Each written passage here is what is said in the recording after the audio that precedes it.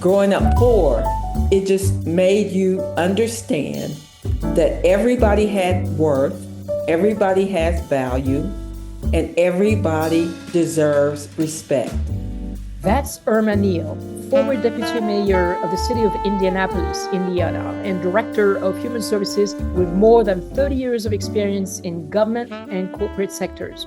She has dedicated a career to transforming human services and financial literacy and has spent over 15 years as a business owner and consultant, working with government agencies, schools, but also private organizations. Growing up in a family facing financial hardship, Irma learned early the importance of money management, which fueled her lifelong passion for economic education. As the best-selling author of Leading in Chaos, Irma is passionate about making a positive impact in the lives of others. I'm Marilyn Germain, the host and producer of Dear Human Resources.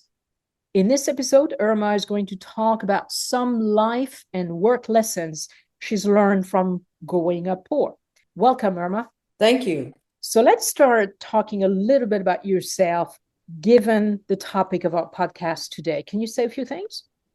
Well, I grew up in a large family, two-parent family. There were 8 of us, of which I was the oldest.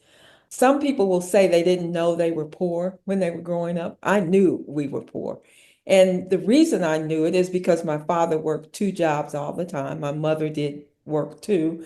And I was exposed to other people who were not poor. So at a very early age, I decided that I was not going to be poor when I grew up. I must have been 9, 10 years old when I said that. And so every step moved me up toward a life where I'm now financially independent, multiple homes, no problems with money. And so my passion is to make sure that others understand how they can be economically secure despite their background, despite how they grew up. And so I took advantage of every educational opportunity that came my way. I graduated from college. I started my career in government. And I actually started my career in government in a frontline worker position, a line position, and just kept getting promoted. And just because I live by the fact that you do the job you're in to the best of your ability. And if you do that, especially if you set high standards for yourself and you meet your personal standards, the promotions will come. And that's what happened to me. I just kept getting promoted. And So yeah. that's a great segue to my second question for you, Irma. How did growing up poor shape your feelings and perceptions about work specifically? It shaped it in some very concrete ways. And I think the biggest thing I got from growing up poor is to respect everybody you meet, to respect them and not judge them. Being African American, female, in an all white environment brought a whole different perspective. It just made you understand that everybody had worth, everybody has value, and everybody deserves respect. I think that's one of the biggest things. And that shaped how I live my life, and it shapes my leadership style. I'm a leader that's collaborative. I don't judge the person. And there are just so many instances where I've been in very difficult situations, and you can read about that in my book, Leading in Chaos. There are some incredible stories there. But what I did was always stay focused on articulating the vision, being collaborative with the team, and most importantly, showing them how they fit into the goal and what's in it for them. Earlier, Irma, you mentioned education. You said education has played a big role for you, you taking every opportunity you were given, etc. Can you say a little more about that education part of your life? Yeah, and it wasn't just school, it was education through books. I remember when I was trying to climb the ladder, Every book I read was a self-help book. Every book was about some component, especially when I went into corporate America. As an African American woman, I was the only woman in my team, and it was all male. So I had to understand not just the environment, but how to be heard in that environment. And so self-help books always, always, always pick people's brains. I always made it a point to know not just my supervisor or a team, but the one above them and the one above them. Just look for opportunities, not so much to, it was just to learn. I was just like a sponge, you know. If somebody could teach me something, and I'll give you a case in point. At one point in my career, I was the executive assistant to the Ku Klux Klan, the Grand Dragon of the Ku Klux Klan. No Okay. way.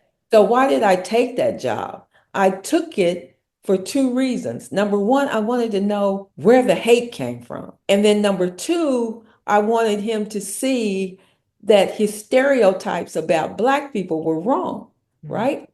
That was an I was educational opportunity for him. for him too, right? For him too. You know, the problem was that he didn't change his mind about the stereotypes. He thought that I was an exception to the rule. But I took it, and I must say that it was a respectful relationship. There were times when I had to stand up and all that stuff. And it was a great learning experience for me. I was advised not to do it, but I'm glad I did because I understand better now. So, How did your family react to that? oh, everybody was against me doing it, but it strengthened me in a way that Did you I did you get can't. that better understanding you were seeking? I got the better understanding. And it's real interesting. See, we're bringing back all these memories now. But the person who recommended me for the job, she was my supervisor, and she was a Holocaust survivor. And I mean, her life just impacted me in such ways. And she said to me when she said, "You're going to get a real understanding by working with him." You know, he wasn't somebody who showed his hate all the time. You know, he wasn't somebody who just was belligerent and but he that was his background, and he held those very hateful views. Any lessons learned from that experience working for the KKK? Yes, the lesson learned was that you sometimes you can't change people's minds, but even in that situation, you can gain their respect. And I think that's what happened with that. Did you choose to leave or you were let go? I'm Yeah, curious. I chose to leave. Just I did my stint and said goodbye. yes. You mentioned a little bit ago growing up poor, you learn lessons for leadership, right? Your leadership style. Can you say a little more about that and how you deal with people who are above you, superiors, people who are equal to you, peers, and people who report to you? Well, I think the thing that I learned in corporate America as a woman was that you had to take the emotion out of the decision making and stick to the facts. And that's sometimes hard when you know that what's happening to you is because you're Black or because you're a woman. I learned to, I guess, compartmentalize to stay focused on solving the problem and not let the insults or whatever I was feeling emotionally become a part of the story. And so that's the approach I took when I went into organizations. I did not prejudge, I did not bring emotion to it. It's just always been, it's about the facts. That's usually what we say about women leaders, right? They show their emotions more. But isn't that a plus, though? It is a plus. But when we grew up, it wasn't helpful to your career when I grew up. Now things have changed dramatically. You know, now in the workplace, you should accept the whole person. When I was in corporate America, it was you leave your personal problems at home. That was a totally mistaken way to deal with teams. Yeah. But that was the difference between then and now. And now it's better because you are supposed to take the whole person. You're right. And even men, we expect them to be more, expressing their feelings or Right, right. right. So that's expected of all. How did you go from corporate America, which you say you worked in, to public life, right? Being the deputy mayor. Well, it was actually the other way around. I started in public life in Washington, D.C. Again, that's outlined in the book, that whole journey. But the success in Washington, D.C. in government, one day I got a call, and IBM Corporation was on the other end, and they were starting a specific line of work. And they asked me if I would interview to lead up that line. So that's how I got to corporate America. Do you And regret? I liked corporate better. And the reason I liked corporate better was because it was less gray. And by that, I mean in corporate, it's all about profit and loss. You making a profit, you're good. You know what I mean? In government, when I was deputy mayor, it was like no matter what you did, somebody wasn't gonna like it. You know? Right there. You have to And be you right and there. you had to hear that they didn't like it. We did good stuff, government. And that's the thing about government. It actually really has an impact on people's lives in ways that they don't even think about. Yeah. And so we did good in government, but I like corporate better. How have your circumstances shaped your ability to be resilient, but also adaptable and perhaps even creative in your work environment? Some of the things I went through were so extraordinary. When I look back, I don't know why I didn't quit, but it was building of resilience and character, and I'm not going to give up. And I think it starts with my father because he told us, all eight of us, that there's no such word as can't, that you can do anything. Now, it may be hard or whatever, but I think the resilience just came from all of the different experiences I've had in life, some of them really extraordinary, and some of them that were ingrained, don't give up, is ingrained so deeply, I couldn't give up even if I wanted to. It's just part of who I am. All my life experiences have taught me not to give up. I mean, I had breast cancer again. Don't give up. I lost my husband after 47 years in a car accident. You know, don't give up. Life throws all of us bad curves, all of us. Nobody's extinct from that. No, I mean, some And people have more, have more, less right? lucky than others, right? And only thing we control is how we respond to them, how we don't give up. Yeah. And that's what I would say to any of your listeners, it'll get hard, but have a plan, have your vision clear, and don't give up. I'd like to focus on our young listeners specifically. What professional advice, Irma, would you give them, those who are facing perhaps some level of poverty? I would say when you're poor and you're struggling for the basics, it's to look up and see who in your life is living differently or is living better so that you have an example of a different kind of life. Yeah. It may be a teacher, it may be somebody in church, but just take the time to find a different perspective, especially if you got that hunger that you want to live a better life, you want a different type. Find somebody who's living better than you. I'll just put it that way. And the other thing is, this is really important. Be very careful about what you let into your life, what kind of influences you let into your life. And that's on social media too. Don't do the negative social media. Look for the positive social media. Look for somebody who's going to make you better, who says something that resonates with you inside that you can latch on to help you out of it. Because it's not easy when you're hungry, when you're not able to do the things that other kids get to do.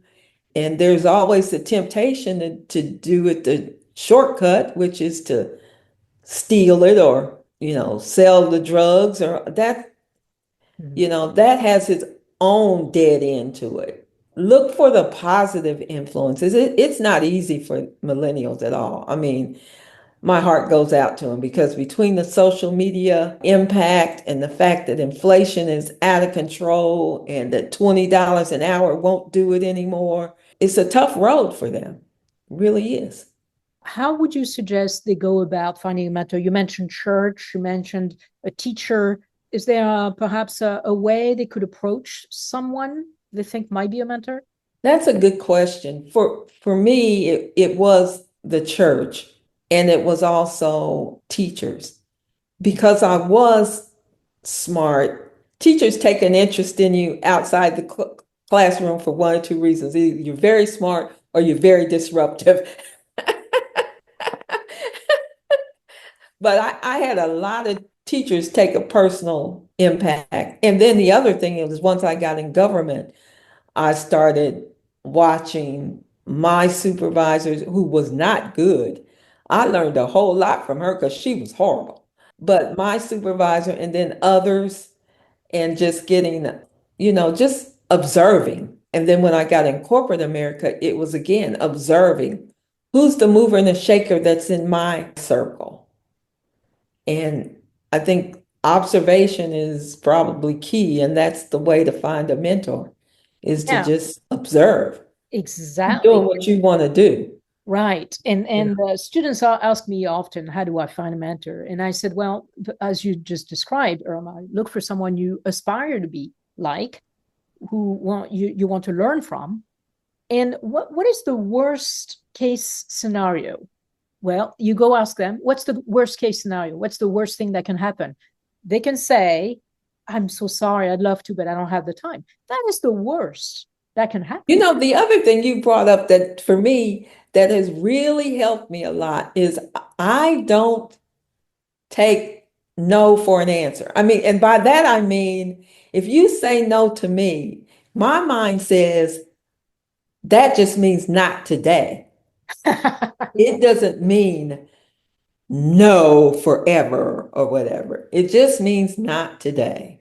And if it's something I want bad enough, then I find ways to ask the question in a different way or on a different day or send a messenger for me or something like that to get it. Yeah.